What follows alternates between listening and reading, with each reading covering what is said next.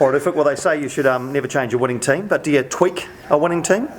Look, I think the boys had a great game, the last game. We want some consistency within the squad, so we'll see what we do this weekend.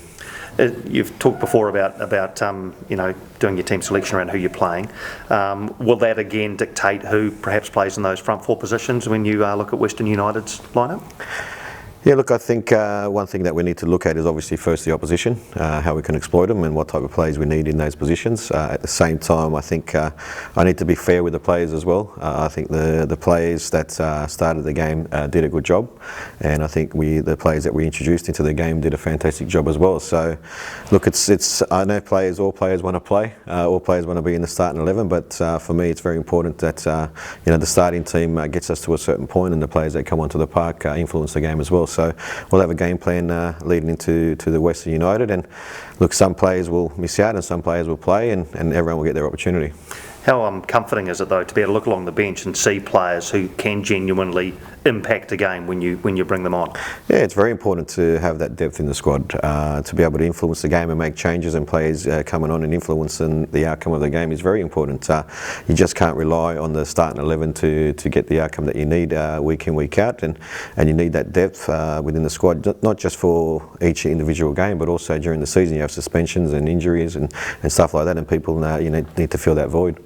One guy who has played or started the last 2 weeks with everything else chopping and changing around him has been Old. What have you seen from him that's impressed you? Look, I thought Oldie had a good game against Melbourne City. I like Oldie a lot. I think he's a technical player. He works hard off the ball as well, and like I said, I think I'm quite fair with the players, and when they perform well, I still give them the opportunity to go out there and perform again the next week. So the big thing, what we need from Oldie is consistency, to be able to back it up week in, week out and do the same thing over and over again. Last week he was a little bit tired, so we took him off probably around the 55th or 60th minute. So for me, what I need from Oldie, especially the younger players, is that consistency. And as far as his goal is concerned as well, have you been looking for him to get into more goal-scoring positions? Because he hasn't got a lot of goals for Wellington Phoenix, for a player who plays in the front four. Is that something you've been asking of him? Yeah, we want our 9s and 10s obviously to score goals. They're our main, obviously, goal source. They play up at the top. We played a little bit different against Macarthur because they're a man-for-man team, so we set up a little bit differently in the way that we started the game. And it was one of those where we started a little bit higher with our 10s in the front third, where there was more opportunities for them to get into the box when we were delivering, and he was in a great position to glance that ball into the back corner. What have you made of Western United's poor start to the season? Look, I think we should never underestimate Western United. We've analysed the games that they've played, and they haven't played bad football. The only thing is they haven't been clinical probably in the top half, and a little bit sloppy in individual errors in front of their own goals. So look, they're still a very good side. They've still got some good quality, experienced players. They'll still be dangerous with the quick. The pacey players that they have up front. So it's not going to be an easy game. They're probably hurting a lot. They're last year's champions. They're probably sitting where they thought they wouldn't be sitting, after 5 rounds.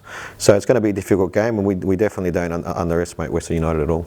And Alexander Prijovic, their main source of goals last year, hasn't played at all this year, but he was named in the extended squad last night. Are you expecting to face him on Sunday? Well, look, I think that'll come down to John's assessment of where he is. Obviously, he hasn't had a lot of game time.